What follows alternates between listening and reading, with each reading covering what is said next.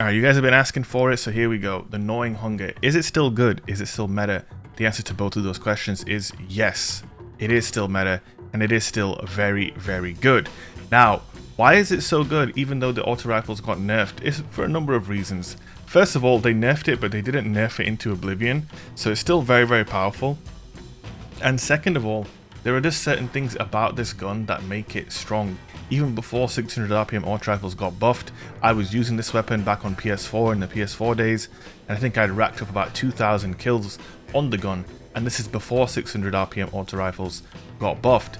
Now, why is that? Well, there's certain things about this gun, in my opinion, that are kind of unique compared to all other ARs in the game. I believe it has a tighter bullet spread and the best hit registration of any auto rifle in the game. I don't know if this is just because I have tap the trigger on mine, and tap the trigger is like the most OP perk for this weapon type. It could be, I'm not too sure, but all I know is it still feels very, very good to use. I once compared it to spare rations, as in this is the spare rations of auto rifles. It did drop from the same activity back in the day, Season of the Drifter. You can see my role right here. We got an updated role for the new seasons. We got Accurized, Steady Rounds, Polygonal, Tap the Trigger, Kill Clip, Handling Masterwork, and an Icarus Grip, which is very, very handy on this weapon. One of the reasons why you want an Icarus Grip is because of the sight on the Gnawing Hunger. It's a very, very unobtrusive sight, which basically makes it feel like an SMG when you're jumping around, and using it in the air is actually very, very effective compared to, say, you know, other ARs with big clunky scopes and all of that kind of thing. The Gnawing Hunger just performs better than all of them. The hidden stats on the gun are incredible, the base stats on the gun are fantastic, the perk pool options, again, 100% best perks you can get on an AR. Very, very similar to how the spare rations worked. It had the best range, it had the best stats, had the best aim assist. All of those things apply to this weapon as well. It's just an all-around great gun. Now, I believe in seasons 10 and 11 this thing was hitting 26 to the head, I want to say, and now it's hitting 23 to the head, so that's a pretty substantial reduction in damage.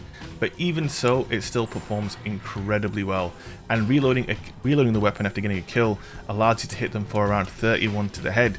Basically, the damage and time to kill is extremely, extremely good, even after it got nerfed. So if you thought, right, Gnawing Hunger has been nerfed in typical Bungie fashion, I can no longer use this weapon very well, well, you're completely mistaken. It's still very, very good. One of the top primary weapons in the game still. Now, the gameplay you just saw there was all on PC. Now, the gameplay you're going to be seeing from here on in is on PS5. I believe I'm rocking the same settings on both. So we're rocking 100 FOV and 10 sensitivity. And you can see here now in this gameplay, it just translates exactly the same. The weapon is just very, very powerful. It's just a naturally strong gun for all of the reasons that I've given already. Personally, I don't know how you guys felt about the auto rifle nerf, but I feel like they got it perfect. Bungie get a lot of criticism at times, you know, deservedly so for certain things, but in the case of weapon balancing, they're on a bit of a roll at the moment, to be honest with you. They're on a bit of a roll. They nerfed something that was incredibly dominant, but it's still dominant, it's just not obnoxiously dominant now. And obviously with the changes to hand cannons can combat the Gnawing Hunger very, very effectively, and with that range reduction and the damage reduction that these weapons have been given, now pulse rifles have much more of a role at longer ranges. Even though with the Gnawing Hunger you can still challenge at pretty, you know, far distances, it's not going to be doing the same kind of damage, and therefore it just doesn't have anywhere near as much range as it used to do. And for me, again, that's a good thing, a very, very good thing. Now they work very, very well in medium range. They're good in close range as well. Anything above that, you're not going to have much success, and that's exactly how this weapon should work. You can see here just ripping that guy up. Now we've got Charge with Light and Kill Clip, hitting that guy for 37 to the head. I think before I would have been doing like 40s with the season 10 and 11 damage numbers that the Gnawing Hunger was putting out. The gun is just very, very solid. I think it's in the best spot it's been. It's no longer overpowered. And again, it's more powerful than all of the other ARs you can get because of the perk pool, in my opinion. It's far, far, far superior to something like the Summoner. Some people will disagree. For me, the sight on the Gnawing Hunger, much, much smaller and less obtrusive, far, far superior to the Summoner. Again, Summoner can't get Tap the Trigger and it cannot get Kill Clip, the two best perks to get on an auto rifle in my opinion. Don't get me wrong, Summoner's still a great weapon, but Gnawing Hunger, it most certainly isn't. By the way, I'm about to get a big dose of karma here in this gameplay, so enjoy. I was feeling extra trolly for some reason with my freezing nonsense, and well, let's just say I got what I deserved. But hey man, I love that kind of stuff when it actually happens. You know, I wish I was that guy for that moment, you know? I would have teabagged me too, it would have been great. But anyway guys, the Gnawing Hunger is still absolutely superb. Again, one of the other big benefits to using the Gnawing Hunger is that you can use it with the Chaperone. Like I just domed that guy from 50 feet away. Very balanced, by the way. Very, very balanced. Extremely, extremely balanced. I love it, man. I absolutely love it. Am I going to be using Gnawing Hunger much in the foreseeable future in loadout videos? Probably not. Now, it's not because they're bad. It's not because I think they're scrubby. It's just a personal thing. I've been using that gun for a long time. Way before it got buffed. And I'm using it after it got nerfed. But I've kind of, you know, I've had my time with this gun. And I'm kind of over it.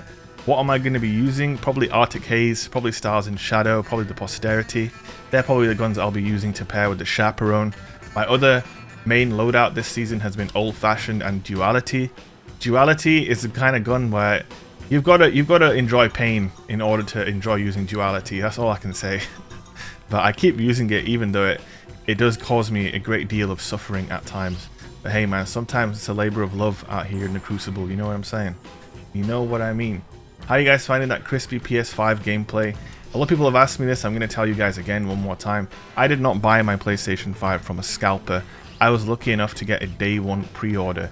And my PlayStation arrived not on day 1 but day 2. It was a bit of a saga in getting my PlayStation delivered. But yes, I did not buy it from a scalper. Again, listen, if you have the money and you don't care and you just want a PlayStation, I kind of get it if you get one from a scalper. But seriously, fuck scalpers, okay? Do not like it. I am not a fan.